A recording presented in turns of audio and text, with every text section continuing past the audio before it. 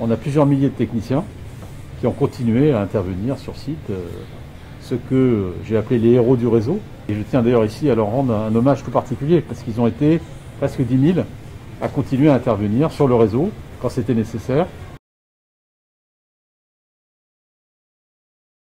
Il y a un point particulier sur lequel il a fallu qu'on intervienne rapidement, c'est sur les liens transatlantiques, puisque vous savez qu'une grande partie du trafic Internet relie l'Europe et les États-Unis, et que la quasi-totalité de ce trafic passe par des câbles sous-marins.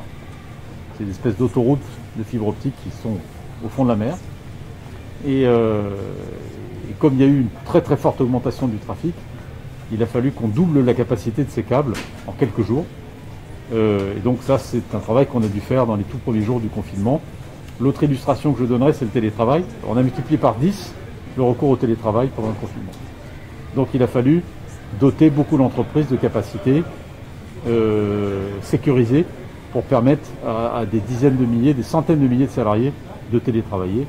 Et ça, c'est un travail qu'il a fallu faire également dans les premiers jours. Donc oui, il a fallu être très réactif, mais on l'a été. Je crois qu'on peut dire aujourd'hui qu'on sort progressivement de ce confinement, que globalement, on a fait le job, comme on dit, et que, je dirais, tous les besoins particuliers liés à cette crise ont pu être satisfaits par Orange.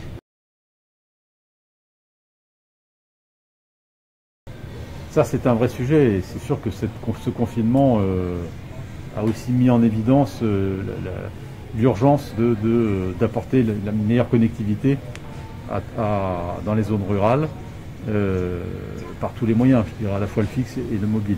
Sur le fixe, vous savez, il y a un programme de déploiement de la fibre optique dans tout le pays, y compris dans ces zones rurales, à travers des réseaux d'initiatives publiques. Donc, je dirais, les travaux, ils sont en cours, c'est un énorme chantier. C'est le plus gros chantier de France, en fait, aujourd'hui. Il a été évidemment impacté par le confinement, mais là, notre objectif, c'est de revenir à la production normale le plus vite possible. Donc, la solution à moyen terme, ça sera la fibre optique partout, y compris dans ces zones-là. Hein. C'est ça la vraie solution. Après, il y a la question des zones blanches sur le mobile. Vous savez qu'il y a un programme aussi de déploiement de 5000 sites supplémentaires qui est en cours.